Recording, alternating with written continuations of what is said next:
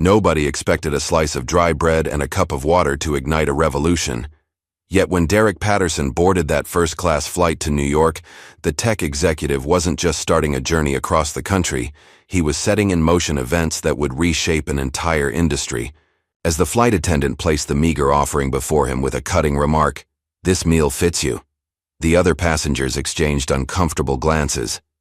By morning, the tech CEO wouldn't just own the airline that employed her, he'd transform it, completely turning one man's humiliation into a reckoning that forced an entire industry to confront its darkest shadows. Some revolutions begin with gunfire. This one started with a slice of bread.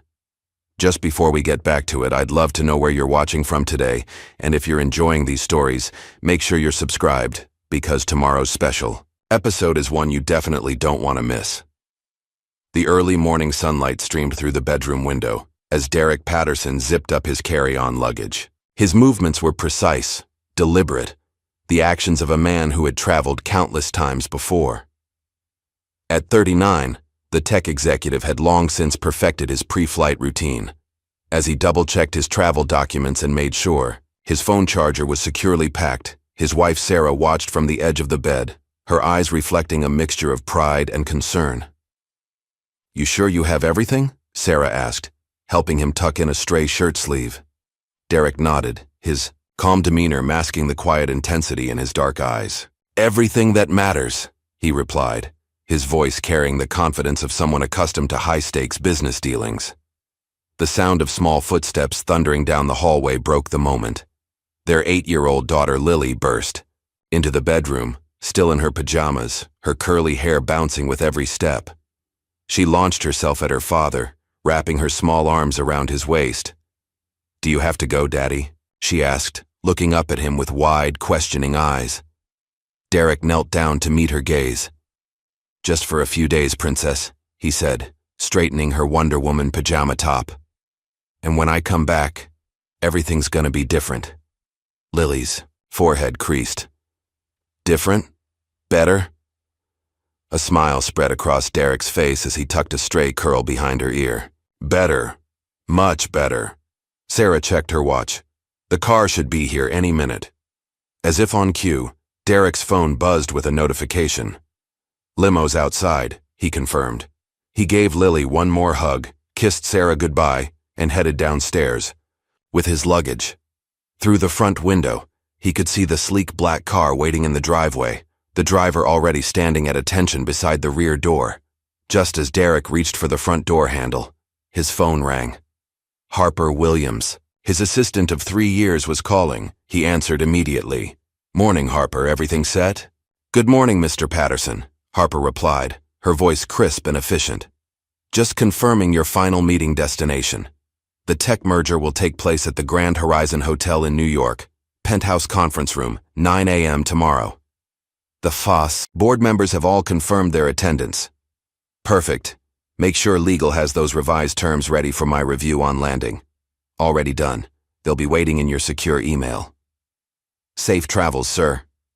Derek ended the call and stepped outside. The early autumn air carried a slight chill, a welcome change from the summer heat. The driver nodded respectfully as Derek approached. "Good morning, Mr. Patterson. JFK International today?" "That's right, Ted. Terminal 4. The driver took his luggage and held the door open. Derek slid into the plush leather seat, already mentally reviewing the presentation he would deliver tomorrow, the culmination of months of careful negotiation and strategic planning. As the car pulled away from his suburban home, Derek gazed out the window at the manicured lawns and stately houses of his neighborhood. After tomorrow's meeting, his position in this world would be even more secure. Everything was falling into place. 40 minutes later, the limo pulled up to the departures level at Terminal 4. Derek had changed into his travel clothes, a comfortable gray hoodie, designer jeans, and limited edition sneakers. It was a deliberate choice. In the boardroom, he wore bespoke suits that commanded respect, but when traveling, he preferred comfort. And if he was being honest with himself, he'd grown accustomed to being underestimated. Sometimes, he even preferred it that way. The terminal bustled with morning travelers, the air filled with the sounds of rolling luggage, overhead announcements, and the low murmur of hundreds of conversations. Derek made his way to the first-class check-in counter, his walk unhurried but purposeful. Behind the counter, a middle-aged woman with short blonde hair and a tight smile was finishing with another passenger. When it was Derek's turn, her eyes flickered over him, taking in the casual hoodie and jeans. Her smile faded slightly. "Good morning," Derek said, placing his ID and platinum status card on the counter. The clerk glanced at his documents, then back at him. "Coach line is that way, sir," she said, gesturing to a much longer line several counters down. Derek maintained his composure, having experienced this reaction countless times before. "I'm flying first class," he replied evenly. The clerk's eyebrows raised slightly as she took his documents again, examining them more closely this time. Her fingers moved quickly over her keyboard, and Derek could almost see the thoughts racing through her mind as she double-checked his reservation. "I see," she finally said, her voice carrying a note of disbelief. "You're confirmed in first class to New York." She proceeded to process his ticket, her movements stiff and mechanical. When she finally handed over his boarding pass, she gave him a tight nod. "Gate 43. Boarding begins in 45 minutes. "Thank you," Derek said graciously, taking his documents and shouldering his carry-on. As he turned to walk away, he caught the clerk's micro-expression, that fleeting look that spoke volumes about her assumptions and prejudices. It lasted only a fraction of a second, but Derek didn't miss it. He never did. Walking toward security, Derek passed a customer service desk where airline staff were enthusiastically offering lounge access and complimentary champagne to a group of travelers in business suits. The same staff member glanced at Derek as he passed by but made no offer, despite the platinum tag on his luggage. Rather than confront the slight, he continued walking. He'd learned long ago to choose his battles carefully. As he neared the security checkpoint, Derek noticed an older white man struggling with an oversized suitcase, trying unsuccessfully to lift it onto the conveyor belt. Without hesitation, Derek stepped forward. "Let me give you a hand with that," he offered, easily lifting the heavy bag onto the belt. The man, white-haired and well into his 70s, looked surprised but grateful. "Thank you, young man," he said with a nod. As Derek moved past him, through the metal detector, he noticed a couple watching the interaction. The woman leaned toward her partner and whispered something. Though Derek couldn't hear her words, he recognized the assumption in their glances. They thought he was an airport employee. After clearing security, Derek made his way to Gate 43. The waiting area was already filling with passengers. He found an empty seat and settled in, pulling out his tablet to review some documents before boarding. 20 minutes later, the gate agent announced the start of boarding. "We would like to welcome our first-class passengers and platinum status members to board at this time." Derek gathered his belongings and stepped forward, boarding pass in hand. As he moved toward the jet bridge, he could feel eyes on him. From behind, a man's voice carried clearly. "Guess they'll let anyone up front these days." The comment was clearly meant to be overheard. Derek didn't turn around. He'd heard worse, and tomorrow's merger was too important to get distracted by petty prejudice. On board the aircraft, Derek found his seat, 2A, a window seat in the first row of first class. He stowed his carry-on in the overhead bin and settled into the spacious leather seat. The cabin was still relatively empty, with only a few other first-class passengers boarding.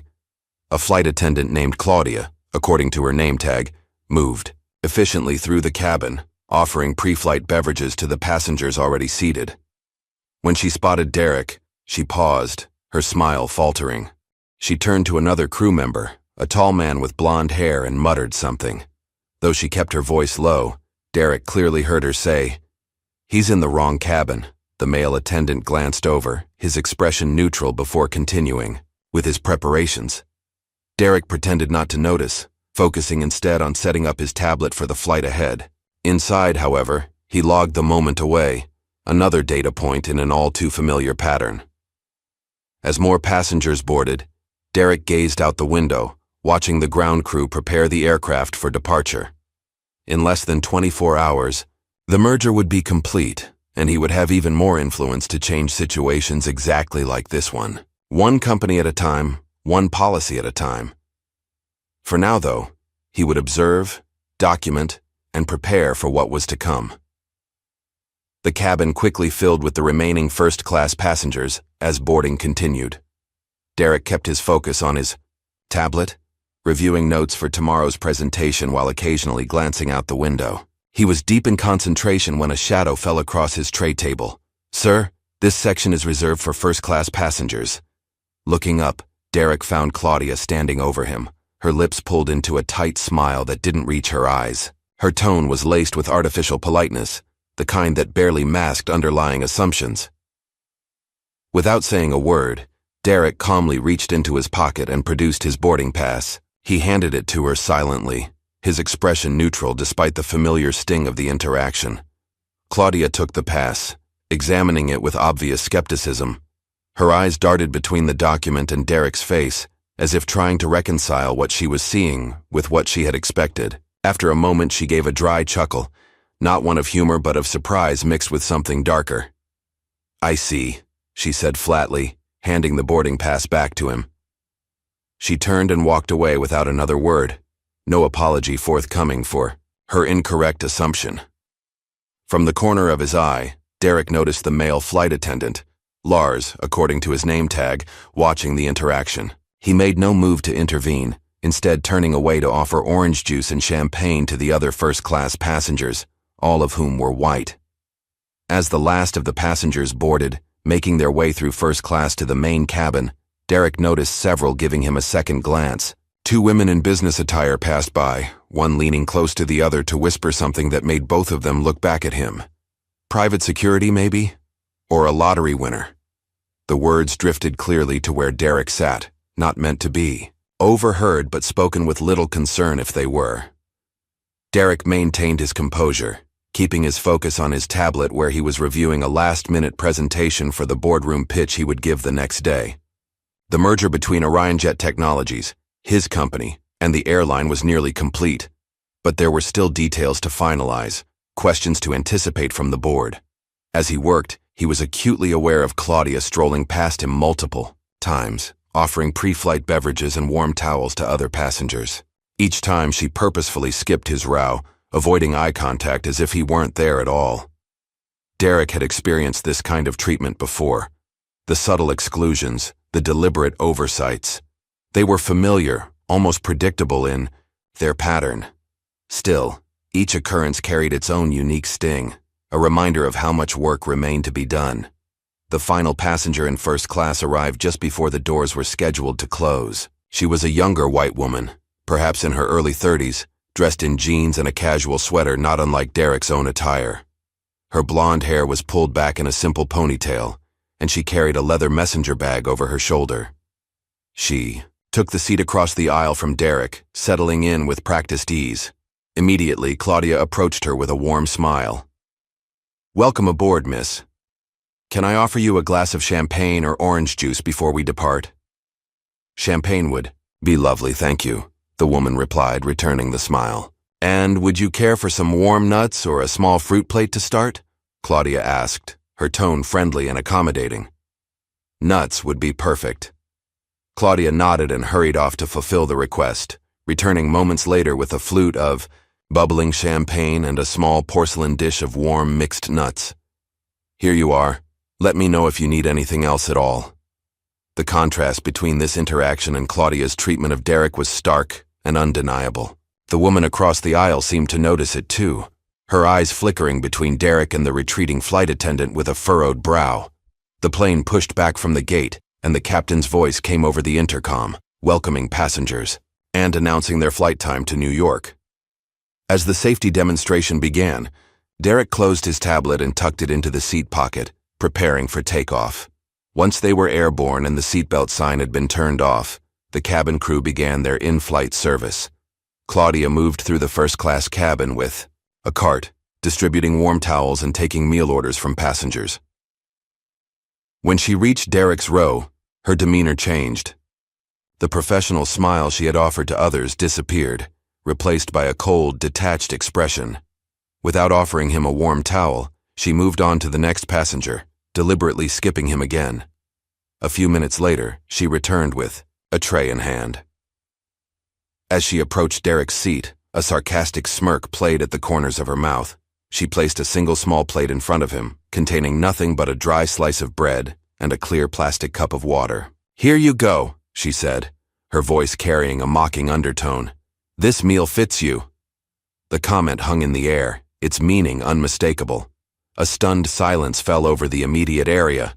The woman across the aisle looked up sharply, her expression horrified. A middle-aged man seated across the aisle and one row ahead turned slightly, a nervous chuckle escaping his lips before he quickly faced forward again. Derek stared at the plate, his expression carefully controlled. Years of navigating corporate America as a black executive had taught him to manage his reactions precisely, to never give those looking to provoke him the satisfaction of seeing him lose composure.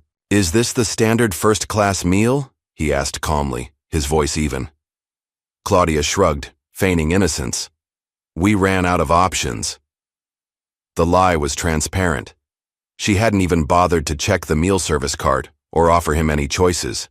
From across the aisle, the blonde woman called out, "Excuse me?" Her voice was sharp, cutting through the tension. Claudia turned, her expression instantly transforming back into professional pleasantness. "Yes, miss? Can I help you?"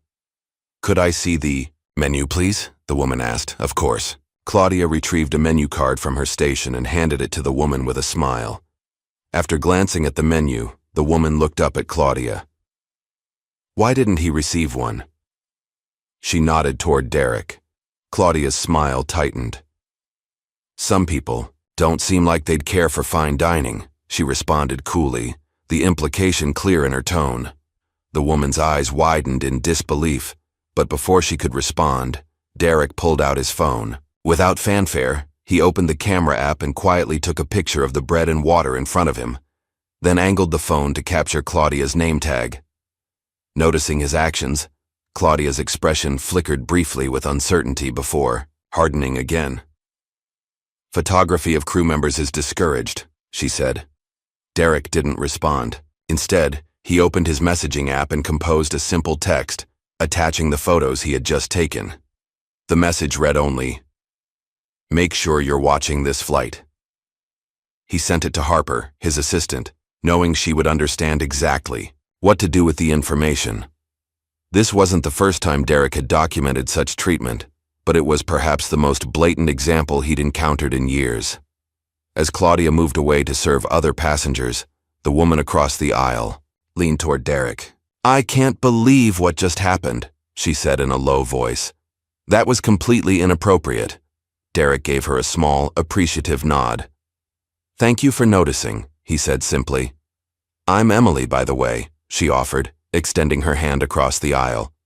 "Derek Patterson," he replied, accepting the handshake. Emily looked as if she might say more, but just then, Claudia returned to her row with a steaming plate of what appeared to be filet mignon, accompanied by roasted vegetables and a glass of red wine. "Your meal, miss," Claudia said pleasantly, placing the tray in front of Emily. "Can I get you anything else?" Emily glanced at Derek's bread and water, then back at Claudia. "Actually, yes. I'd like to know why this gentleman hasn't been offered the same meal options as everyone else in first class." Claudia's smile faltered. "As I mentioned, we've run out of some options." "Really?" Emily's voice was skeptical. "Because I just watched you serve the same meal to someone 3 rows back." Claudia's cheeks flushed slightly. "I'll check if there's anything available," she said stiffly before walking away. Emily turned back to Derek, her expression apologetic. "I'm sorry you're dealing with this." "Unfortunately, it's not uncommon," Derek replied, his voice low enough that only Emily could hear him. "But this time it's being documented." Emily nodded, understanding in her eyes. "Good." Derek glanced down at his phone, which had just vibrated with an incoming message from Harper. "Received. Security teams are monitoring. Continue documenting." He slipped the phone back into his pocket, feeling a peculiar mix of emotions. There was the familiar burn of indignity, the weight of yet another incident to add to a lifetime of similar experiences. But beneath that was something else, a calm certainty that this time would be different. Tomorrow, after the merger was finalized, Derek wouldn't just be a first-class passenger that flight attendants like Claudia could disrespect with impunity. He would be a major stakeholder in the company that employed them. The power dynamic was about to shift dramatically as the flight continued. Claudia made no attempt to correct her earlier behavior. She moved through the cabin serving elaborate meals and refilling drinks for other passengers, studiously avoiding Derek's gaze and ignoring his row entirely. Lars, the male flight attendant who had witnessed the earlier interactions without intervening, occasionally glanced in Derek's direction with what might have been discomfort, but he too made no move to offer service or correct the situation. The bread and water sat untouched on Derek's tray table, a visual testament to the treatment he had received. Several times he noticed other passengers looking at the meager offering with confused or concerned expressions, but most quickly averted their eyes when they realized he had noticed their gaze. Emily, however, made no attempt to hide her outrage. She ate her meal slowly, frequently glancing across the aisle at Derek with expressions that ranged from sympathy to anger on his behalf. When Claudia came to collect her empty plate, Emily deliberately asked, "Has the gentleman across from me been offered a proper meal yet?" Claudia's smile was strained. "I'll check again," she said, though her tone made it clear she had no intention of doing so. As the flight approached its midpoint, Derek's phone buzzed again. This time, it was a message from someone else on his executive team. "All systems monitoring flight, UA 1428, video feeds accessed. Documentation ongoing." Derek allowed himself a small smile. By the time this plane landed in New York, every minute of Claudia's behavior would be cataloged, every slight recorded and time-stamped, the merger paperwork waiting for his signature. Tomorrow suddenly seemed to carry even more significance than before. He looked out the window at the clouds below, thinking about what his daughter had asked that morning. Better? Yes, he had promised. Things would be better, not just for him, but for everyone who had ever been made to feel less than human because of someone else's prejudice.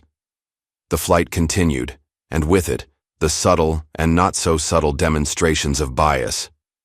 But Derek remained calm, collecting evidence and biding his time. In less than 24 hours, the real journey would begin, one toward accountability and change. After sending the text to Harper, Derek slipped his phone back into his pocket and gazed. Out the window, the bread and water sat untouched on his tray table, a visual testament to his experience. Below, endless fields of clouds stretched like a pristine white carpet illuminated by brilliant sunshine, a stark contrast to the ugliness transpiring within the cabin. As he stared at the passing clouds, Derek's mind drifted to past incidents. The sales clerk who had followed him around a luxury store, the valet who had handed the keys to his own car to a white stranger, the hotel staff who had questioned his presence in the executive lounge. Each memory stung, but this incident on the plane felt more blatant, more deliberate than most, perhaps because he was literally captive at 30,000 feet with nowhere to go. Across the aisle, Emily watched Claudia continue serving other passengers. First-class travelers around them were being presented with filet mignon, seared salmon, and perfectly cooked vegetables accompanied by fine wines in real glassware. The contrast with Derek's dry bread and water could not have been more pronounced. Claudia worked her way methodically through the cabin, carefully skipping Derek's row each time. The other flight attendants followed her lead, avoiding eye contact with him as if he were invisible. Emily, unable to contain her frustration any longer, leaned across the aisle toward Derek. "I saw what happened," she whispered. "That wasn't right. Are you okay?" Derek gave her a small, appreciative smile. "I've seen worse," he replied softly. "But this one's being documented." A silver-haired man seated in front of them turned slightly, overhearing their conversation. He was in his 60s, dressed in an expensive suit with gold cufflinks that caught the light whenever he moved his hands. He studied Derek with undisguised curiosity. "Excuse me," the man said, his voice carrying the easy confidence of someone accustomed to wealth and power. "Couldn't help but overhear. What do you do, young man?" The question was loaded, carrying the implicit assumption that Derek needed to justify his presence in first class. Derek recognized the type immediately. Old money, probably East Coast. Accustomed to a certain social hierarchy that rarely included people who looked like him. "I run a small tech company," Derek answered simply, neither defensive nor eager to impress. The man's eyebrows rose slightly. "Oh, startups. Cute." His tone was dismissive, patting Derek on the head metaphorically. "I'm Charles Kessler, banking." He offered the information as if it settled his position in the unspoken hierarchy. "Derek Patterson," he replied with a polite nod, choosing not to elaborate further. "Let Kessler make his assumptions." Kessler turned back to his drink, his curiosity seemingly satisfied, having placed Derek neatly into a box labeled inconsequential.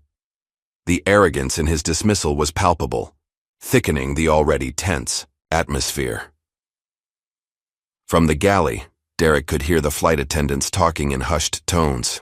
They weren't as quiet as they thought they were, or perhaps they simply didn't care if he heard. "Coach Guy is still waiting for a real meal," one of them said, followed by muffled laughter. "Maybe he's not used to our menu," another replied. "Probably expected fried chicken."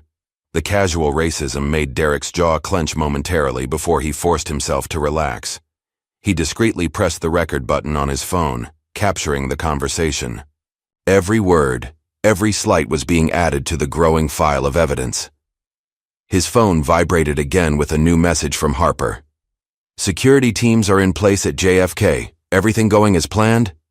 Derek typed back quickly. "Better than expected. They're writing their own downfall." The sound of his notification caught Claudia's attention as she passed by his seat. She paused, her gaze falling on his phone. "Sir, I need to ask you to put your phone in airplane mode for security compliance," she said, her voice carrying a note of authority it hadn't had before. "It is in airplane mode," Derek replied calmly. "I'm just reviewing some documents." "I'll need to see it for verification," she insisted, extending her hand expectantly. Derek looked her directly in the eye. "That's not within your authority," he stated quietly but firmly. "FAA regulations permit the use of devices in airplane mode during flight, but they don't grant flight attendants the right to inspect passengers' personal property without cause. I'm familiar with airline privacy laws." Claudia's expression hardened, but she withdrew her hand. As she turned away, she muttered something under her breath, not quite quietly enough. Derek caught every word, and so did his phone's recording app. A few minutes later, Lars, the second flight attendant, approached Derek's seat with what appeared to be an attempt at a friendly expression. He leaned in slightly, speaking in a low voice. "Sorry about earlier," he said, his eyes darting nervously to where Claudia was serving another passenger. "She gets territorial with certain passengers." The way he emphasized certain made it clear what he meant, though he clearly wanted to avoid saying anything explicitly incriminating. It was the kind of half-apology that acknowledged a wrong without taking any real responsibility. The verbal equivalent of a shrug. Derek looked Lars directly in the eye, his gaze steady and uncompromising. "You still serve next to her," he said simply. "That's all I need to know." The words landed with precision. Lars's face flushed, and he straightened abruptly, visibly shaken by the direct confrontation of his complicity. Without another word, he retreated to the galley. Emily, who had witnessed the exchange, gave Derek a small nod of approval. "Bystanders," she murmured. "Sometimes they're worse than the instigators." "They're certainly more common," Derek agreed softly. The cabin speakers crackled, and the captain's voice came over the intercom. "Ladies and gentlemen, this is Captain Hollins speaking. We're cruising at an altitude of 36,000 feet with clear skies ahead. Our estimated arrival time in New York remains on schedule. The current temperature in New York is 68 degrees with partly cloudy skies. We'll be starting our initial descent in about 40 minutes. In the meantime, sit back, relax, and enjoy the remainder of your flight." At the sound of the captain's voice, Derek's expression changed subtly. A slight furrow appeared between his brows, and his eyes narrowed in recognition. Captain Hollins, a name he knew well, though not for good reasons, Derek had specifically requested that Hollins not be assigned to this flight when he'd arranged the anonymous quality audit through back channels. The fact that Hollins was piloting the aircraft was a serious red flag. It suggested either incompetence in following the directive, or, more likely, deliberate sabotage. Either way, it added another layer of complexity to the situation unfolding aboard this flight. Derek's phone vibrated again with another message from Harper. Captain ID confirmed as Hollins. James R3 previous complaints filed against him, all buried by HR. Derek typed back. Noted. Continue monitoring all channels. As he put his phone away, he caught Claudia watching him from the galley, her expression cold and calculating. She whispered something to Lars, who glanced at Derek before quickly looking away. It was clear that despite their attempt at subtlety, something about Derek had them on edge, which was exactly as he had planned. The flight continued, and the masks began to slip further. Charles Kessler ordered another scotch, becoming more boisterous with each drink. He struck up a conversation with another older white passenger across the aisle, their voices carrying easily in the confined space of the first-class cabin. Flying isn't what it used to be, Kessler commented, just loud enough for Derek to hear. They let anyone up front these days if they can scrape together the miles. His companion chuckled. Standards have certainly changed. Back in my day, there was a certain quality to the clientele. The thinly veiled racism wasn't lost on anyone within earshot. Emily looked genuinely appalled, while Derek maintained his composed exterior, neither reacting nor engaging. He simply continued reviewing documents on his tablet, seemingly absorbed in his work while missing nothing of what transpired around him. As the plane began its initial descent into New York, the pieces of Derek's plan were falling into place, one by one. Tomorrow, the merger would be announced, and with it would come a reckoning that none of these people saw coming. A reckoning that had been set in motion the moment Claudia had placed that dry slice of bread and cup of water in front of him. Justice, Derek reflected, sometimes arrived on its own schedule, but it always eventually arrived. As the captain announced the beginning of their descent into New York, Derek quietly pulled his tablet from the seat pocket. While other passengers began putting away their belongings, he opened an application that bore no name, just a simple blue icon with a white pulse line running through it.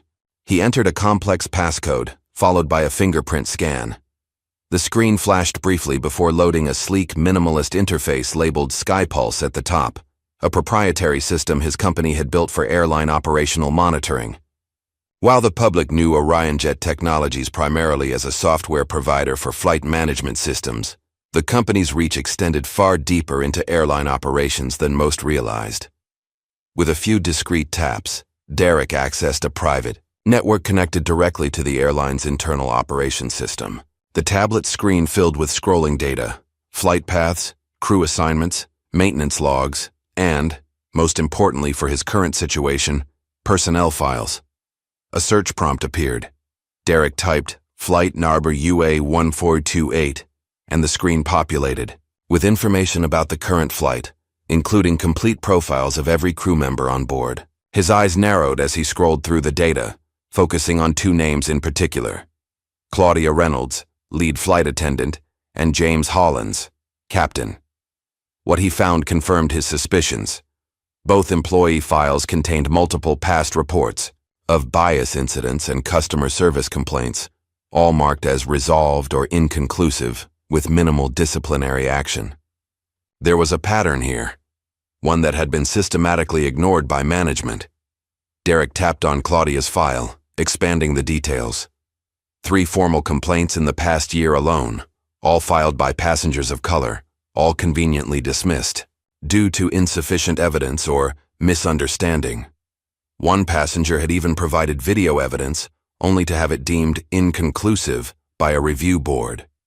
Captain Hollins's record was similarly troubling. 2 incidents of refusing to address female first officers by their proper rank, 1 case of making inappropriate comments about a Muslim passenger that had been overheard by another crew member, and a formal reprimand for unprofessional communication, with ground staff of color. None of these incidents had resulted in any meaningful consequences. Each had been swept neatly under the rug by an airline culture that prioritized protecting its own over addressing systemic problems. As Derek reviewed the files, his mind flashed back to a board meeting he had attended 4 months earlier. He had been there as a silent partner during the initial acquisition talks, his presence known only to the CEO and a handful of top executives.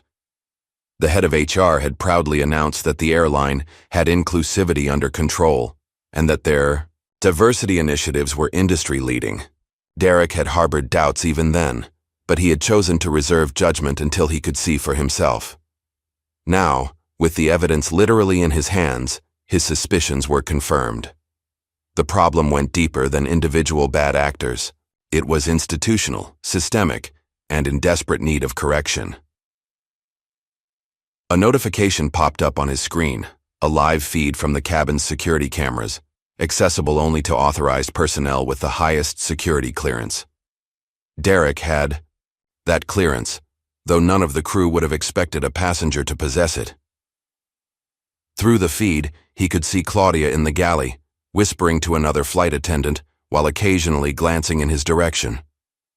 Their body language was tense, conspiratorial. The other attendant looked uncomfortable but nodded along. Derek noted the timestamp on the feed. Evidence, all of it, evidence for what would come later. The seatbelt sign illuminated with a soft chime, and a minor turbulence warning flashed on Derek's SkyPulse app seconds before the captain announced it over the intercom. The plane began to experience light bumps as it passed through a pocket of unstable air. Claudia moved quickly through the cabin, checking that passengers had fastened their seatbelts. When she reached Derek's row, her professional demeanor dropped entirely. "Seatbelt now," she snapped, her tone sharp and condescending, loud enough for the entire cabin to hear. She spoke to him as one might address a disobedient child, not a first-class passenger. Derek calmly complied, maintaining eye contact as he fastened his seatbelt with a deliberate click. "Thank you for the reminder," he said evenly. As Claudia moved on, Derek discreetly activated his phone's voice recording app. Each interaction was now being documented, not just in his memory, but in hard evidence that would be difficult to dismiss later. The turbulence increased slightly, causing the plane to dip and sway. Charles Kessler, now on his third scotch, raised his hand to summon a flight attendant. Lars responded quickly, leaning down to hear Kessler's request. "Another drink, my good man," Kessler said loudly. "And tell me, what's the deal with our friend over there?" He gestured toward Derek without any attempt at subtlety. "Doesn't quite fit the usual profile, does he?" Lars looked uncomfortable, but managed a tight smile. "I'm sorry, sir, but I can't serve additional alcohol during turbulence. Captain's orders." Kessler waved dismissively. Fine. But you have to admit it's unusual. Probably used his company points or something. Diversity hires getting all the perks these days." The comment was clearly intended to be overheard. From the galley, Claudia's muffled laughter reached Derek's ears, picked up clearly by his recording app. Emily, who had been quietly observing, finally spoke up.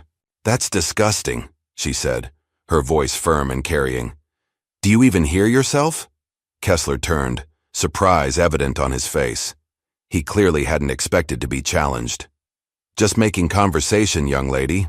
No need to get emotional. It's not conversation when you're making racist assumptions about another passenger," Emily shot back. "It's bigotry, and it's pathetic." Claudia emerged from the galley, her face tight with irritation. "Miss, I'm going to have to ask you to lower your voice. We need to maintain a calm environment." Emily's eyebrows shot up. "So his comments are fine, but my objection to them is a problem?" "You can't police how people feel, miss," Claudia responded with thinly veiled hostility. Derek, who had remained silent throughout the exchange, finally spoke. His voice was quiet but clear, carrying easily in the tense cabin. "Actually, discrimination violates FAA Conduct Code Part 382, he said calmly. "It specifically prohibits airlines and their employees from discriminating against passengers on the basis of race, color, national origin, religion, sex, or ancestry." The cabin fell silent. All eyes turned to Derek, who continued to maintain his composed demeanor despite being the center of attention. Claudia's face flushed with anger. "You think quoting codes makes you right?" she asked, her professional mask slipping completely now. Derek allowed himself a small smile, not mocking, just confident. "No," he replied simply. "But the person writing those codes? That'd be me." The statement hung in the air, its impact rippling through the first-class cabin. Claudia stared at Derek, confusion evident in her expression as she tried to process what he had just said. Slowly, a flicker of recognition crept across her face, not quite understanding but the first inkling that she might have seriously misjudged the situation. Lars, standing nearby, looked rapidly between Derek and Claudia, his discomfort now plainly visible. Emily watched the exchange with growing interest, her eyes bright with the realization that there was more to Derek Patterson than met the eye. Kessler, momentarily silenced, studied Derek with new wariness. The casual dismissal in his earlier appraisal was gone, replaced by uncertainty. The plane continued its descent toward New York, the lights of the city beginning to appear through the windows as dusk settled over the landscape. But inside the cabin, a different kind of illumination was taking place. The slow, dawning recognition that power isn't always where you expect to find it.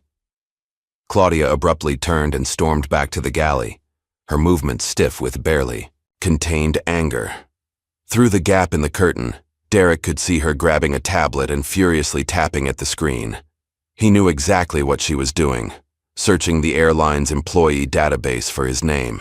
He could almost count down the seconds until she found what she was looking for. 3, 2, 1. Her face went pale.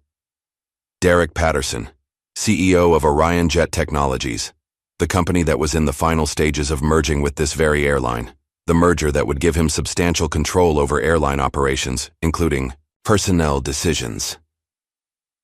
A memory flashed through Claudia's mind, an email that had circulated a week ago about the upcoming merger. It had mentioned that the Orion Jet CEO had requested quality assurance measures during the transition period. No one had paid much attention to the corporate speak. Now, too late, she understood. This flight, this passenger, had been part of an anonymous quality audit. Derek's idea, his way of seeing the airline's true culture before he took the reins.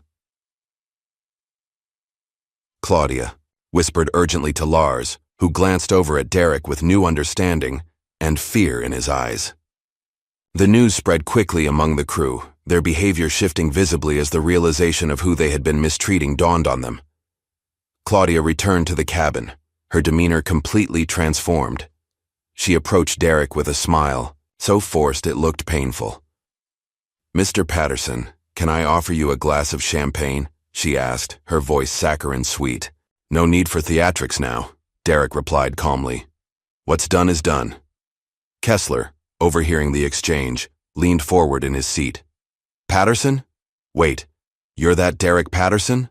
The tech mogul?" The same man who had dismissed Derek as a cute startup founder just an hour earlier now looked at him with naked recognition. The shift was so transparent, it would have been comical under different circumstances. Kessler extended his hand, his expression eager. "Charles Kessler, Eastland Banking. I think we may have mutual connections in the financial sector. We should talk." Derek regarded the offered hand without moving. After a moment, Kessler awkwardly withdrew it, his confidence deflating under Derek's steady gaze. In the cockpit, Captain Hollins received a message from Claudia. "Priority, PSGR-2A is D. Patterson, CEO of Orion Jet. Merger principal, situation critical." Hollins's face hardened as he read the message. "Should have taken him off before takeoff," he muttered to his co-pilot. "This is going to be a disaster." The co-pilot, a younger man named Thomas Parker, looked nervous. "What's going on? Who is he?" "The man who's about to own half this airline," Hollins replied grimly. "And apparently Reynolds has been giving him the special treatment." Parker's eyes widened. "The bread and water thing? That was him?" "Jesus. Who approved this flight assignment?" Hollins didn't answer, focusing instead on the approach to JFK. His mind was racing, calculating the potential fallout. Perhaps there was still a way to minimize the damage, to explain away what had happened as a misunderstanding. Back in the cabin, Derek's phone buzzed with another message from Harper. "We just pulled the security footage from the cabin. It's worse than we thought. Multiple violations, clear pattern of discriminatory behavior. Legal is preparing briefing materials." Derek typed back a simple response. "Compile. Send to legal and PR." Emily, who had been watching the sudden shift in how others were treating Derek, leaned across the aisle again. "I'm a journalist," she said quietly. "With the Post. Would it be all right if I spoke with you on record about what I've witnessed here today?" Derek considered her request thoughtfully. "Not yet," he finally said. "Let them finish digging." Emily nodded, understanding, immediately. Sometimes the best strategy was to give someone enough rope to hang themselves. The change in the cabin atmosphere was palpable. Flight attendants who had previously ignored Derek now hovered anxiously, offering him amenities he had been denied earlier. Claudia, in particular, seemed determined to rewrite history, offering extra pillows, premium snacks, and solicitous inquiries about his comfort, all of which he politely declined. Her hands trembled slightly as she set down a fresh glass of water near Derek, the ice cubes clinking nervously against the crystal. Her smile was fixed, her eyes darting between Derek and her tablet, which now displayed his complete profile, including his substantial holdings in the airline's parent company. Meanwhile, word had spread throughout the first-class cabin. Passengers who had previously averted their eyes or whispered about Derek were now stealing glances of a different sort. Curious, sometimes admiring, occasionally apprehensive. The social hierarchy had been abruptly reordered, and no one quite knew how to navigate the new reality. Derek received another alert on his tablet, a notification that a recording from another passenger had already gone viral on social media. Someone had captured Claudia's "This meal fits you" comment on video and shared it online. The airline's reputation was taking a hit in real time, the hashtag "Your bread and water flights" already trending. Claudia, seemingly desperate to salvage the situation, approached Derek once more. Her earlier arrogance was completely gone, replaced by naked fear. "Mr. Patterson," she began, her voice low and urgent. "I didn't know who you were." Derek looked up at her, his expression calm but unyielding.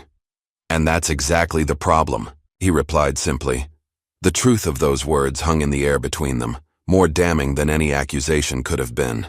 The implication was clear. Her behavior would have been unacceptable regardless of who he was, regardless of his title, his wealth, or his influence. It was a truth Claudia couldn't escape, no matter how desperately she now wished to rewrite the narrative of the past few hours. In trying to put Derek in his place, she had revealed more about herself than she had ever intended, and now that revelation was on record, documented for all to see.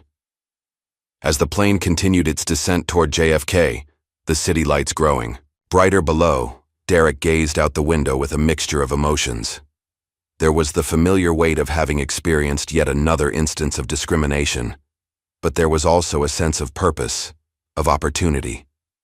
Tomorrow, the merger would be finalized, and with it would come the power to ensure that what had happened on this flight would never happen again. Not to him, not to anyone. Sometimes, meaningful change required being in a position to enforce it. The pieces were in place. The evidence was gathered. All that remained was the landing, both of the aircraft and of the consequences that would follow. Claudia rushed to the back galley, her movements stiff with barely contained panic. She grabbed her crew tablet with trembling fingers and quickly navigated to the airline's employee database. Her eyes darted nervously toward the cabin before she typed Derek Patterson into the search field. The results loaded almost instantly. Her face, already pale, lost the remainder of its color. Derek L. Patterson, CEO of Orion Jet Technologies, lead investor in the pending airline merger, net worth estimated at over $2 billion. The screen displayed his corporate headshot, the same face she had been deliberately mistreating for the past hour. "Oh my God," she whispered, covering her mouth with her hand. Her mind raced back to the merger proposal announcement that had circulated among staff 3 weeks ago. The memo had mentioned that Derek Patterson, as part of the deal, would assume full executive oversight of customer experience after the transition. There had also been a note about anonymous quality audits to evaluate current service standards. His idea. This flight wasn't just any flight. It was part of Patterson's evaluation of the airline he was about to acquire. Lars appeared. Beside her, his expression tense.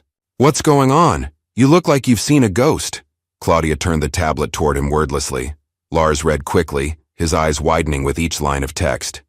"We're finished," he muttered. "Completely finished. He can't prove anything." Claudia replied, her voice wavering with uncertainty. "It's our word against his." Lars gave her an incredulous look. "He's the CEO of a tech company. You think he doesn't have evidence? The cabin has cameras. The whole system is probably feeding data directly to his team." The realization hit Claudia like a physical blow. Orion Jet Technologies specialized in airline management systems, including security and monitoring software. If anyone could access the cabin feeds, it would be Patterson. "I need to fix this," she said, straightening her uniform with shaking hands. "It's too late for that," Lars replied. But Claudia was already heading back into the cabin, a forced smile plastered on her face.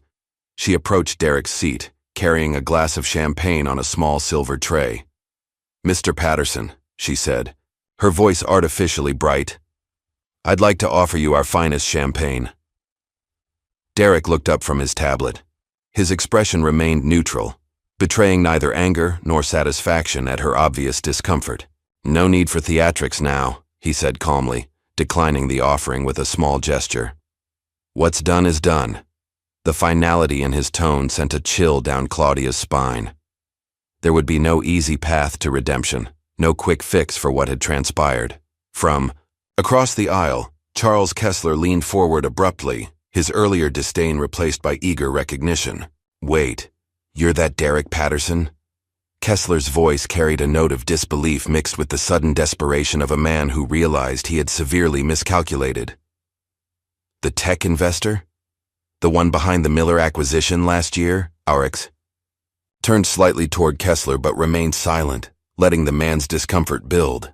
"Charles Kessler, Eastland Banking," Kessler continued, extending his hand across the aisle.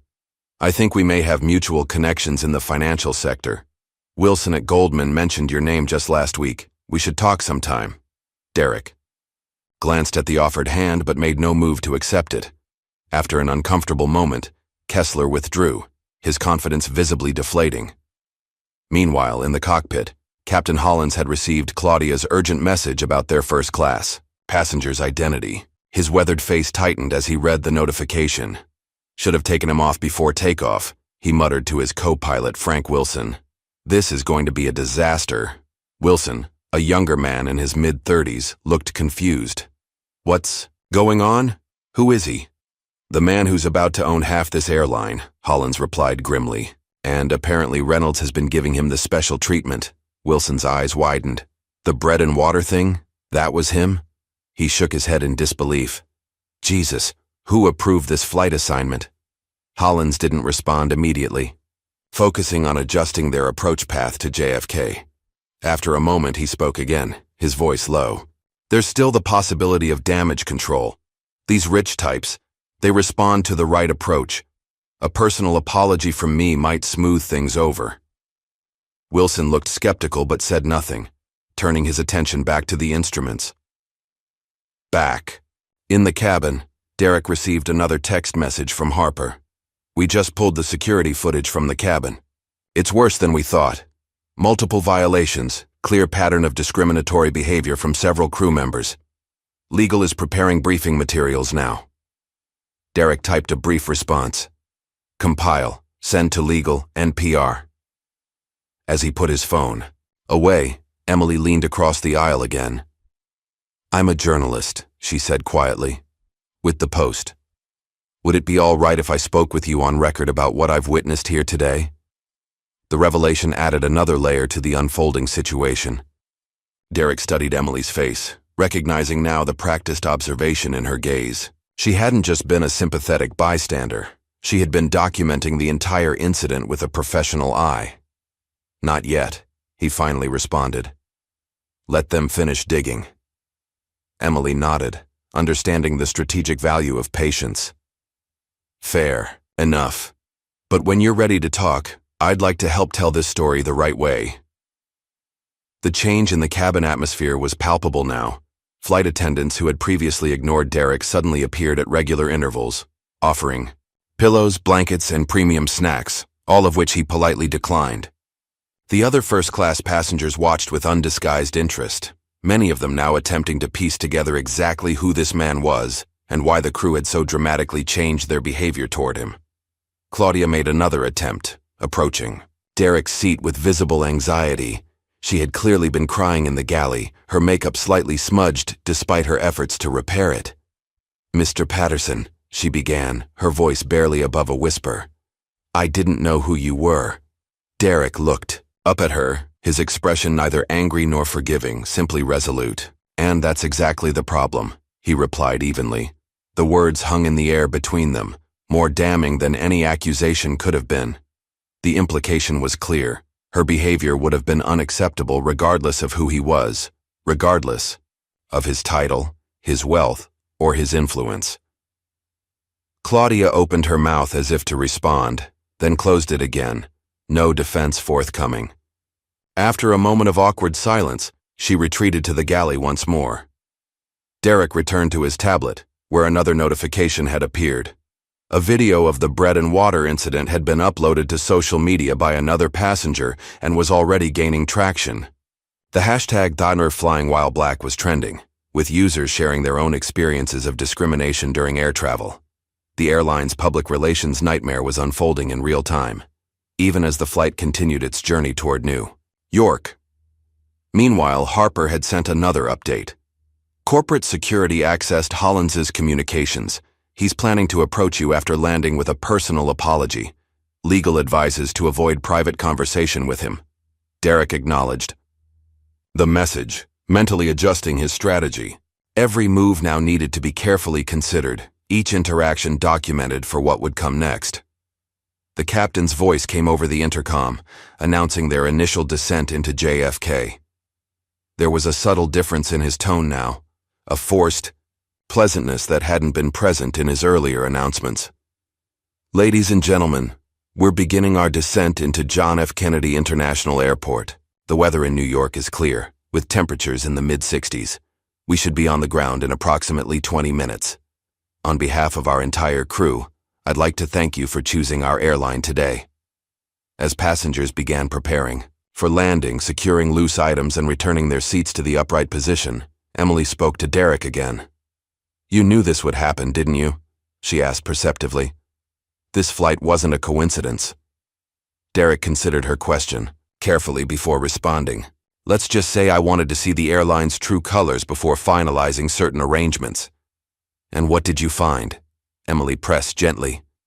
Derek glanced at the untouched bread and water still sitting on his tray table, a stark visual reminder of how his journey had begun. "Exactly what I suspected," he replied.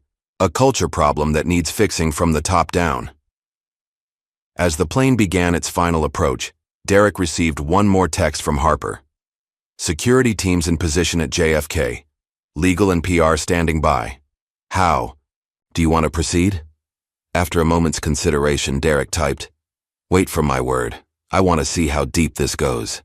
The message sent, he put his phone away and prepared for landing, and for the confrontation that would follow. The captain's voice crackled over the intercom, announcing the final phase of their descent into JFK. The cabin lights brightened as flight attendants moved through the aisles, collecting any remaining service items and ensuring all passengers were prepared for landing. Derek placed his tablet back in his bag and calmly fastened his seatbelt. Through the window, he could see Manhattan in the distance, its skyline glittering against the darkening sky. In less than 24 hours, he would be in a boardroom on the 52nd floor of one of those gleaming towers, finalizing a merger that would reshape the airline industry. But first, there was unfinished business to attend to. Claudia approached him yet again, her earlier arrogance now completely replaced by naked anxiety. She leaned slightly closer than necessary, lowering her voice to ensure privacy. "Mr. Patterson, would you like a proper meal before we land?" she asked, desperation evident in her tone. "Our chef could prepare something special while we taxi to the gate." Derek looked up at her, his expression calm but unyielding. "I already ate," he replied evenly, then added with quiet emphasis, "Your true colors." The metaphorical blow landed with precision. Claudia flinched visibly, her last hope of an easy resolution evaporating. She nodded stiffly and continued down the aisle, her movements mechanical.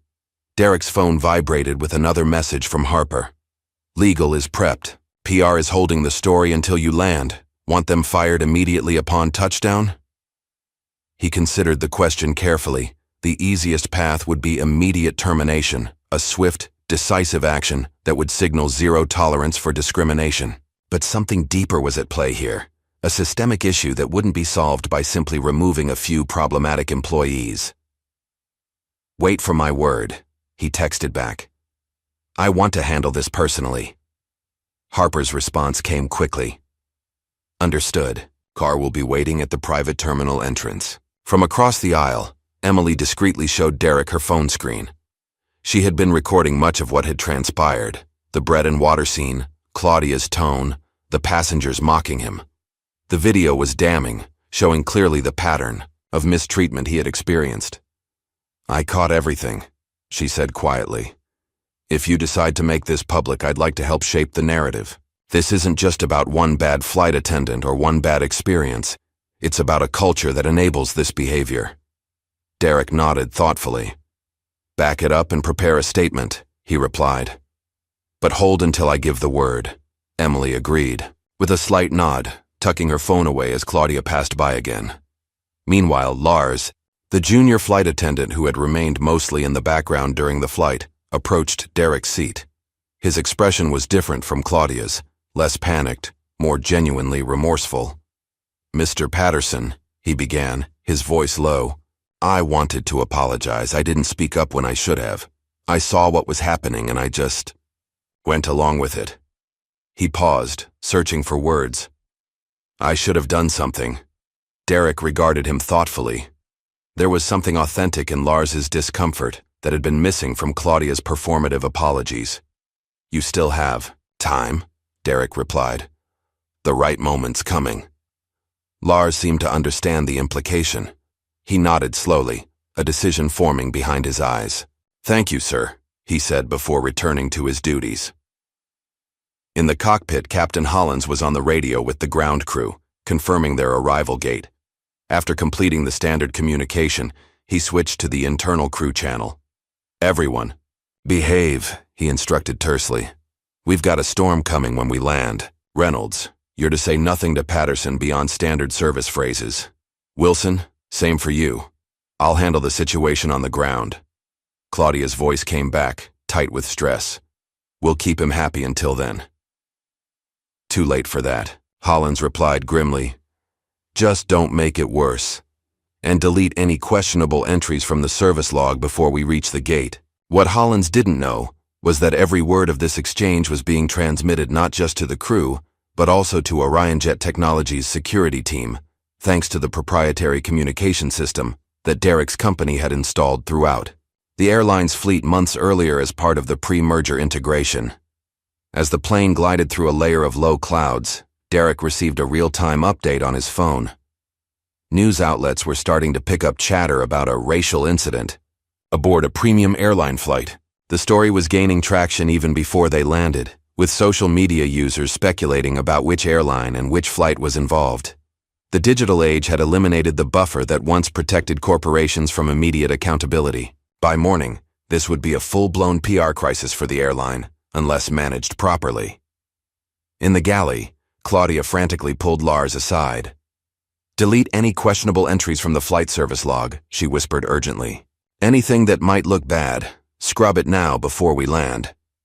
Lars hesitated, clearly torn between self-preservation and doing the right thing. "I don't know, Claudia. That might make things worse. It could look like a cover-up." "It's already worse," she hissed. "Just do it. We need to protect ourselves." Lars nodded reluctantly, but as soon as Claudia turned away, he made a different decision. Instead of deleting entries, he discreetly used his phone to forward the complete, unaltered log to an email address, Harper's, though Claudia wouldn't know that until much later. The plane continued its descent, the landing gear extending with a mechanical thunk that vibrated through the cabin. The city grew larger in the windows, streetlights and car headlights creating rivers of illumination through the darkness. Claudia made one last desperate attempt to salvage the situation. She hurried to the first-class galley and pulled out a fancy dessert that had been reserved for special passengers, a chocolate mousse with gold leaf decoration. Placing it carefully on a china plate, she approached Derek's seat. "Mr. Patterson," she said, presenting the dessert with a forced smile. "Just a small gesture before we land." Derek glanced at the elaborate offering, then back at Claudia. Once again, he declined with a small shake of his head. "What you gave me before," he said quietly, gesturing toward the still untouched bread and water. "That was symbolic. Now it's on record forever." The simplicity of the statement, delivered without anger but with absolute certainty, made it all the more powerful. Claudia stood frozen for a moment, the reality of her situation finally sinking in completely. There would be no easy fix. No quick apology that would make this go away. She retreated to the galley for the final time, the untouched dessert still in her hands. The captain's voice came over the intercom again, instructing the cabin crew to take their seats for landing. The plane descended through the last layer of clouds, the runway lights now visible ahead. As the landing gear locked into place with a final mechanical clunk, Derek straightened his tie and took a deep breath. Beside him, the window reflected, his image, composed, focused, ready for what came next. He leaned slightly toward Emily and whispered, "Let's bring this plane to justice." Emily nodded, a small smile playing at the corners of her mouth. "I'm ready when you are." The plane touched down smoothly, tires meeting tarmac with a brief screech before the engines reversed thrust, slowing their momentum. As they taxied toward the terminal, Derek's phone vibrated once more. A message from Harper read, "Black SUVs and security positioned at Gate 37. Private entrance arranged. Media already gathering. Someone tipped them off." Derek typed back, "Proceed as planned. I'll handle the crew personally." He gazed out the window as they approached the gate. Through the darkness, he could see the distinctive silhouettes of several black vehicles positioned near a side entrance to the terminal. Airport security personnel stood at strategic points, their presence subtle but unmistakable. Captain Hollins's voice came over the intercom one final time. "Ladies and gentlemen, welcome to John F. Kennedy International Airport. Local time is 8:47 p.m., and the temperature is 64 degrees. Please remain seated with your seatbelts fastened until the aircraft has come to a complete stop and the seatbelt sign has been turned off." There was a brief pause before he continued, his tone now carrying a forced warmth. "On behalf of our entire crew, I want to personally thank you for choosing to fly with us today. We hope your experience was a pleasant one." The irony of the statement wasn't lost on anyone in first class who had witnessed what had transpired. Several passengers exchanged glances, while Emily suppressed a small, disbelieving laugh. As the plane finally came to a stop at the gate, the seatbelt sign dinged off. Passengers began to stand, retrieving items from overhead bins and preparing to disembark. But Derek remained seated, his posture relaxed but his eyes alert, watching the crew's movements carefully. Claudia stood near the front galley, her expression a mixture of dread and resignation as she prepared for the door to open. Lars positioned, himself halfway down the aisle, occasionally glancing toward Derek with an uncertain expression. From his vantage point, Derek could see through the cockpit door as it opened. Captain Hollins emerged, straightening his uniform and putting on his cap. Their eyes met briefly, Hollins's narrowing slightly before he looked away, a muscle in his jaw tightening. The ground crew connected the jet bridge, and the cabin door was disarmed. Before it could be opened, however, Claudia made one last, desperate move. She quickly scribbled something on a napkin and approached Derek's seat, sliding the note onto his tray table. "I didn't mean to offend you," the hastily written message read. "Please understand it was a misunderstanding." Derek read the note, then handed it back to her without a word. As she reluctantly took it, he finally spoke. "Intent doesn't erase impact." The simple statement hung in the air between them, 4 words that encapsulated what Claudia had failed to understand throughout the entire encounter. It wasn't about What she had meant to do. It was about what she had actually done, the harm she had actually caused. Before Claudia could respond, the cabin door opened. Instead of the usual gate agent, however, 2 airport security officers stepped onto the plane. They were followed by a tall black woman in a tailored suit who Derek immediately recognized as Vanessa Mitchell, his company's head of security. "Mr. Patterson," Vanessa said with a professional nod. "Your car is waiting." "Thank you, Vanessa," Derek replied, standing and collecting his belongings. He turned to Emily. "I believe you'll want to come with us, Ms. Watson," she supplied. "Emily Watson, and yes, I would." Vanessa addressed the security officers. "Please ensure that Captain James Hollins, Flight Attendant Claudia Reynolds, and Flight Attendant Lars Wilson are escorted to the private conference room for the debriefing." Hollins stepped forward, his face flushed with anger. "Now wait just a minute. I have post-flight procedures to complete." "Your co-pilot can handle them," Vanessa interrupted smoothly. "This takes precedence." One of the security officers moved toward Hollins, his posture making it clear that compliance wasn't optional. After a moment of tense silence, Hollins relented, his shoulders sagging slightly. "Fine," he muttered. "Let's get this over with." As passengers began to disembark, hushed conversations and curious glances followed Derek and the crew. Word had spread quickly. Someone important had been on the flight, someone who had been mistreated, and now consequences were unfolding in real time. Derek paused at the cabin door, looking back at the first-class cabin one last time. The bread and water still sat on his tray table, untouched, physical evidence of the incident that would soon become the catalyst for significant change. He turned and stepped onto the jet bridge, where Harper was waiting with a tablet in hand, ready to brief him on the arrangements for what would come next. "Everything's in place," Harper said quietly as they walked. "The executives are already in the conference room along with legal counsel. PR has prepared 3 different statements, depending on how you want to proceed." Derek nodded, his mind already focused on the confrontation ahead. "And the documentation? All secured," Harper confirmed. "Video, audio, text logs, everything. They don't have a leg to stand on."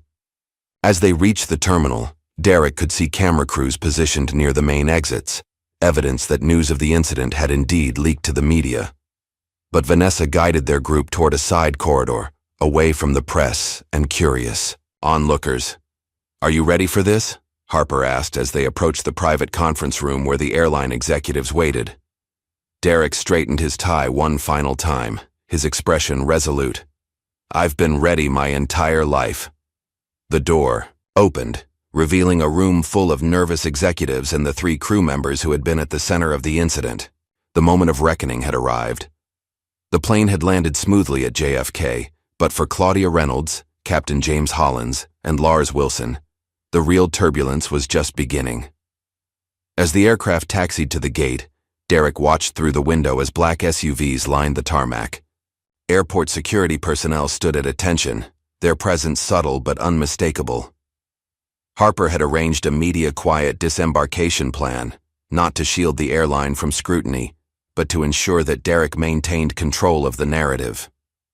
This confrontation would happen on his terms, not in the chaotic environment of a crowded terminal with smartphone cameras capturing every moment. Just before the plane doors opened, Claudia made one final desperate attempt to salvage her career. She approached Derek's seat, a handwritten note clutched in her trembling fingers. "I didn't mean to offend you," the hastily scribbled message read. Derek read it, his expression unchanging, then handed it back to her. His voice was quiet, but carried unmistakable authority when he spoke. "Intent doesn't erase impact." The words hung in the air between them, a simple truth that cut through all excuses and justifications.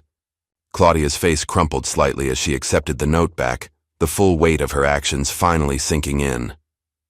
As the doors opened, airport security boarded first, not to arrest anyone, but to ensure an orderly process. The lead officer, a tall man with a stern expression, approached Derek respectfully.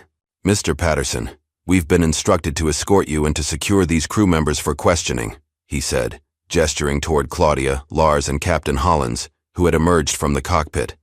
Derek nodded. "Thank you. Please ensure it's handled discreetly." The officer turned to the 3 crew members. "You'll come with us, please. This way." Holland stepped forward, his face flushed with indignation. "On what authority?" "I have post-flight procedures to complete." "On the authority of airport security in cooperation with federal transportation officials," the officer replied evenly. "Your co-pilot can handle the procedures. This takes precedence." The fight seemed to drain out of Hollins. He nodded stiffly, following the officers toward the exit. Claudia walked behind him, her shoulders hunched, while Lars brought up the rear, his expression a mixture of resignation and relief, as if a burden he'd carried for too long was finally being addressed. The regular passengers began to disembark. Curious whispers spread through the cabin. Many had noticed the security presence, and word quickly circulated that something significant had occurred. Some recognized Derek from business publications or tech news. Others pieced together the situation from fragments of what they had witnessed during the flight. Emily Watson, the journalist, stayed close to Derek as they exited the aircraft. "They're already speculating," she murmured, nodding toward the passengers who were glancing back at them. "The story's getting out, whether you control it or not." "That's why we need to get ahead of it," Derek replied quietly. "Real change requires more than just firing a few people. It requires public accountability." As they walked through the jet bridge, Harper met them at the terminal entrance, tablet in hand. "Everything's ready," she reported efficiently. The executives are waiting in conference room A. Legal and PR are standing by." Derek nodded. "And the evidence?" "All secured and organized," Harper confirmed. "Video feeds, audio recordings, time-stamped communications, everything. We've also collected statements from 6 passengers who witnessed the incidents." The small group moved through a private corridor, bypassing the main terminal where several news crews had already gathered. Through a glass partition, Derek could see reporters setting up equipment, clearly waiting for something or someone. "How did they find out so quickly?" he asked. Harper checked her tablet. "Social media. The video from first class has over 50,000 views already. Bread is not service is trending." Derek absorbed this information with a slight nod. The digital age had eliminated the buffer that once protected corporations from immediate accountability. By morning, this would be a full-blown PR crisis for the airline, unless managed properly. They were led to a spacious conference room where a group of anxious-looking executives in expensive suits stood as Derek entered. At the head of the table sat Richard Barton, the airline's CEO, his normally confident demeanor replaced by visible concern. "Derek," Barton began, stepping forward with an extended hand. "I can't express how deeply troubled I am by what I'm hearing. If there's been any misunderstanding—" "There's no misunderstanding, Richard," Derek interrupted calmly, accepting the handshake, but not the excuse. Everything was quite clear. He gestured toward the 3 crew members who had been seated at the far end of the table, security personnel standing discreetly behind them. Claudia stared at the polished wood surface, unable to meet anyone's gaze. Holland sat rigidly upright, his jaw clenched in defiance, while Lars seemed resigned but oddly calm. "Perhaps we should discuss this privately," Barton suggested, glancing nervously at Emily Watson, who had taken out a notebook. "Ms. Watson is here at my invitation," Derek replied. "As a journalist, she witnessed the entire incident firsthand. Her perspective will be valuable." He walked to the center of the room, not taking a seat, but standing where everyone could see him. The power dynamic was impossible to miss. Derek was in full CEO mode now, his earlier quiet demeanor replaced by the commanding presence that had built Orion Jet Technologies into a billion-dollar company. "I didn't need to play your game," he said, addressing the crew members directly. "I own the board." The statement was simple but profound. He hadn't been powerless during their mistreatment. He had chosen to observe, to document, to build a case that would be impossible to dismiss or explain away. Harper handed him a tablet, and he swiped through several screens before continuing. "Let's review exactly what happened today, shall we?" One by one, he read out the violations, his voice calm but unyielding. discriminatory service protocols, targeted humiliation of a passenger based on perceived status, racially biased behavior, documented on multiple occasions, deliberate sabotage of passenger dignity and comfort. With each charge, he displayed corresponding evidence on the large screen at the front of the room. Screenshots of the cabin feed showing Claudia delivering the bread and water, audio recordings of her comments, timestamps of service denials, and logs of the crew's private communications. Barton's face grew increasingly pale as the evidence mounted. Several of the other executives shifted uncomfortably in their seats, exchanging worried glances. This wasn't just a bad service incident. It was a systematic pattern of behavior that could not be dismissed as a one-time lapse in judgment. Claudia, unable to contain herself any longer, burst out. "It wasn't just me. Lars was following my instructions. He's equally responsible." The attempt to deflect blame fell flat as Lars straightened in his seat.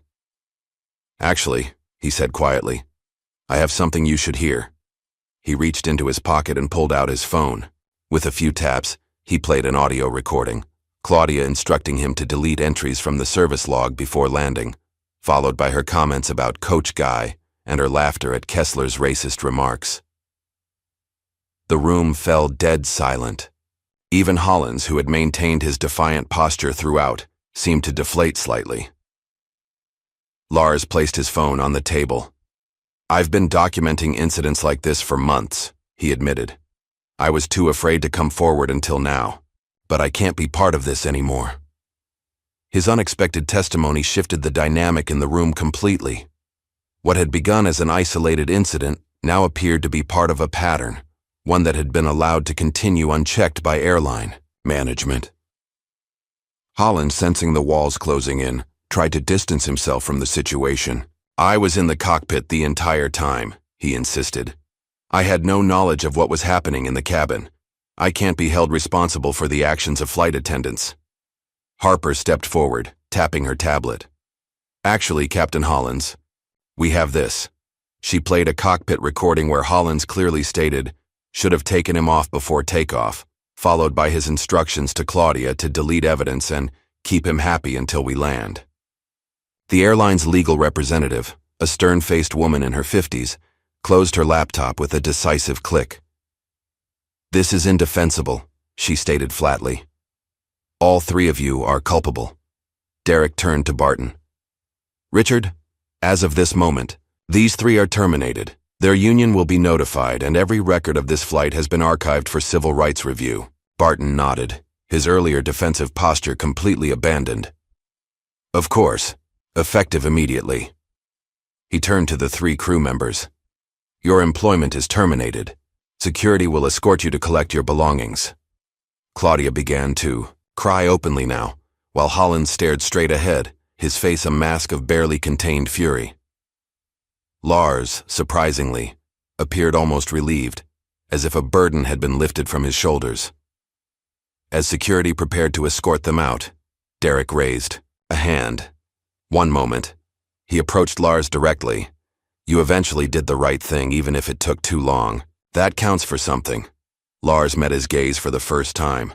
"Too little, too late, I suppose." "That depends on what you do next," Derek replied. "Real change requires people willing to speak the truth, especially when it's difficult." The implication was clear. Lars might have lost his job, but his journey wasn't necessarily over. The way forward would depend on his willingness to continue standing up for what was right. As the three former employees were escorted from the room, Barton turned to Derek, his expression grave. "What happens now? The merger will proceed as planned," Derek interrupted. "But with significant modifications to the terms. We're not just merging companies, we're transforming a culture." He gestured to Harper, who distributed tablets, to each executive around the table. "These contain the new conditions. You'll find them non-negotiable." The executives began reviewing the documents, their expressions shifting from concern to outright alarm as they realized the sweeping changes Derek was proposing: mandatory bias training for all staff, new oversight committees, anonymous testing, protocols, and significant penalties for violations. "This is extensive," Barton said carefully. So was the problem, Derek replied simply. You can sign today, or we can walk away. Your choice. As the executives huddled to discuss their limited options, Emily approached Derek. That was impressive, she said quietly. But what happens tomorrow, after the news cycle moves on? Derek smiled slightly. That's where you come in. This isn't just about one flight or one company. It's about changing the conversation. Emily nodded, understanding dawning in her eyes. I can help with that. Outside the conference room, Harper's phone buzzed with a notification. She glanced at it, then showed the screen to Derek. The hashtag #BreadIsNotService had exploded online, with thousands of people sharing their own experiences of discrimination while traveling. The story was taking on a life of its own, becoming something larger than a single incident on a single flight. It was becoming a movement. And that, Derek reflected, was exactly what he had hoped for. Real change rarely came from quiet settlements or private apologies. It came from public reckonings, from moments when the usually invisible became impossible to ignore. Tomorrow would bring a new phase, the hard work of rebuilding, of transforming outrage into action. But for tonight, justice had been served. The morning sunlight streamed through the floor-to-ceiling windows of the hotel conference room where Derek Patterson stood before a sea of cameras and microphones. 24 hours after landing at JFK, he was addressing the media with Harper and Emily Watson flanking him on either side. The room was packed with journalists, industry representatives, and social media influencers, all drawn by the viral story that had exploded overnight. Derek adjusted the microphone slightly before speaking, his voice steady and measured. Yesterday, I was denied a meal on a flight, but more importantly, I was denied humanity. What happened to me wasn't unique or unusual. It happens every day to countless travelers who don't have the platform or power that I do. The cameras flashed as he continued. This isn't about bread and water. This isn't even about one airline or one flight crew. This is about a culture that allows some people to be treated as less deserving of dignity than others. He gestured to Emily, who stepped forward. Over the past 24 hours, she had transformed from a witness to a partner in Derek's efforts, working through the night to prepare a feature titled Discrimination at 40,000 Feet. As a journalist, I've covered many stories of discrimination, Emily began. But rarely have I witnessed it unfold so blatantly, with such casual cruelty. What struck me most wasn't just the actions of the crew, but how normalized the behavior seemed to be, as if this was simply how things were done. Her passionate delivery captivated the room. The most important thing is that we all recognize our responsibility to stand up, even when we're not the target. Silence isn't neutrality, it's complicity. The room erupted in applause as Emily concluded her remarks. Derek stepped forward again, his expression resolute as he outlined the changes that would be implemented immediately. Today I'm announcing several policy changes that will take effect across the entire airline, he stated. First, we're implementing anonymous flight evaluations that will be conducted regularly, with results reported directly to executive leadership. He continued, detailing a comprehensive plan that included mandatory cultural sensitivity training for all staff, revised service protocols designed to ensure consistent treatment of all passengers, and perhaps most significantly, the creation of the Orion Sky Equity Division, a new department tasked specifically with monitoring and improving the passenger experience for all travelers, regardless of background. This division will be led by individuals who understand these challenges firsthand, Derek explained, including former passengers who have experienced discrimination and even staff members who have had the courage to speak up about problematic practices. To the surprise of many in the room, Lars Wilson stepped onto the stage. He looked different now, more confident, his expression open and determined rather than nervous. I was on that flight, Lars admitted, his voice slightly unsteady at first, but growing stronger as he continued. I witnessed the discrimination, and I failed to intervene immediately. That failure will always be part of my story. But what I've learned is that it's not enough to not be racist. You have to stand up when others are. His candid admission resonated with the audience. Here was someone who had been part of the problem, now publicly committing to be part of the solution. Mr. Patterson has given me a second chance, Lars continued, not as a flight attendant, but as part of the new accountability team.